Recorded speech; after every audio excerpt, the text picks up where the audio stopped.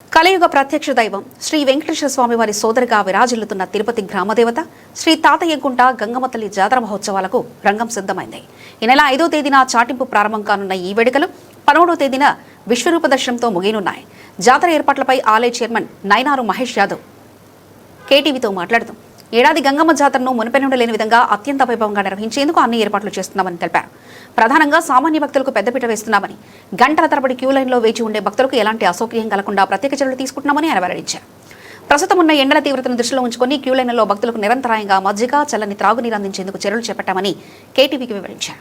అలాగే ప్రముఖుల దర్శనాల వల్ల సామాన్య భక్తులకు ఇబ్బంది కలగకుండా వారికి ప్రత్యేక సమయాన్ని కేటాయించామని తెలిపారు. 13వ తేదీ అమ్మవారి విశ్వరూప దర్శనంతో ఈ జాతర వేడుకలు ముగియనున్నాయని, భక్తులు అధిక సంఖ్యలో పాల్గొని అమ్మవారి కృపకు పాత్రులు కావాలని ఆయన కోరారు. మే 5వ తారీఖు నుంచి మే 13వ తేదీ వరకు జాతర మహోత్సవాలు జరగబోతున్నాయి. ఈ యొక్క మహోత్సవాలకు అన్ని ఏర్పాట్లు ఇప్పటికే పూర్తి చేసుకోవడం జరిగింది. ఇట్లా టీటీడీ వారి సహకారంతో, అటు మున్సిపల్ కార్పొరేషన్ వారి సహకారంతో, ఇట్లా తుడా వారి సహకారంతో ఏర్పాట్లు అన్ని పకడ్బందీగా అన్ని ఏర్పాట్లన్నీ కూడా సిద్ధం చేసుకోవడం జరుగుతుంది.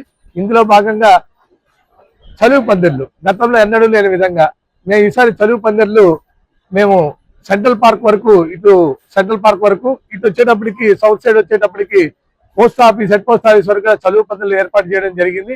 అదేవిధంగా భక్తులు పెరిగిన దృష్ట్యా, రద్దీ దృష్ట్యా మేము క్యూ లైన్లన్నీ కూడా ఈసారి భక్తులందరూ కూడా గమనించాలి. క్యూ లైన్లన్నీ కూడా సౌత్ సైడ్ నుంచి గేట్ నుంచి కూడా నేరెల్లమ్మ గుడి దగ్గర నుంచి క్యూ లైన్ ఏర్పాటు చేయడం జరుగుతుంది. భక్తులు పొంగలు పెట్టే భక్తులందరూ కూడా వచ్చి గుడిలో పొంగలు సమర్పించుకొని మళ్ళీ వెలుపల వెళ్ళి అట్లా సౌత్ సైడ్ నేరెల్లమ్మ గుడి నుంచి క్యూ లైన్ లో రావాల్సింది కూడా భక్తులందరూ కూడా తెలియజేసుకుంటున్నాం. ఇదందరూ కూడా ఒకసారి గమనించాలని కూడా భక్తులందరికీ ముందుగానే మేము తెలియజేస్తున్నాం. ఇంకో విషయంగా వచ్చే విఐపీలకు కూడా మేము తిరుమల తరహాలో టైం కేటాయించడం జరిగింది. మార్నింగ్ 6 గంటల నుంచి 8 గంటల వరకు, మధ్యాహ్నం 3 గంటల నుంచి 5 గంటల వరకు మేము టైం కేటాయించడం జరిగింది. దయ ఉంచి విఐపీలు కూడా అందరూ కూడా ఆ టైంలో వచ్చి అమ్మవారిని దర్శించుకోవాలని కూడా మేము విజ్ఞప్తి చేస్తున్నాము.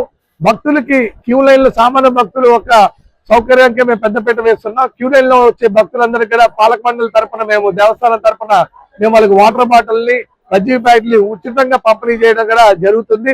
దీంట్లో లోపలికి వచ్చి కూడా భక్తులందరూ కూడా అమ్మవారిని ఆహ్లాదకరమైన వాతావరణంలో అమ్మవారిని ఆనందకరంగా, సంతృప్తికరమైన దర్శనం చేయించుకొని వాళ్ళు ఆనందంగా వెళ్ళాలని చెప్పిన కూడా మేము కోరుకుంటున్నాము. అదేవిధంగా ఇట పోలీస్ శాఖ వారిది, ముఖ్యంగా పోలీస్ శాఖ వారిది ఎస్పీ గారు ఇప్పటికే 2 పర్యాలు వచ్చి పర్యవేక్షించి వెళ్ళారు. రోజు కూడా అన్ని డిపార్ట్మెంట్ల నుంచి కూడా ఇక్కడ వచ్చి ఏర్పాట్లపై వాళ్ళు క్షుణ్ణంగా పరిశీలిస్తున్నారు. భక్తులకి రద్దీ ఎక్కువగా ఉంది కాబట్టి పోలీస్ శాఖ వారు ప్రత్యేకంగా డ్రోన్ కెమెరాలతో పర్యవేక్షిస్తుంటారు. అదేవిధంగా బయట కూడా అదనంగా ఒక 20 కెమెరాలు ఏర్పాటు చేయడం జరుగుతుంది.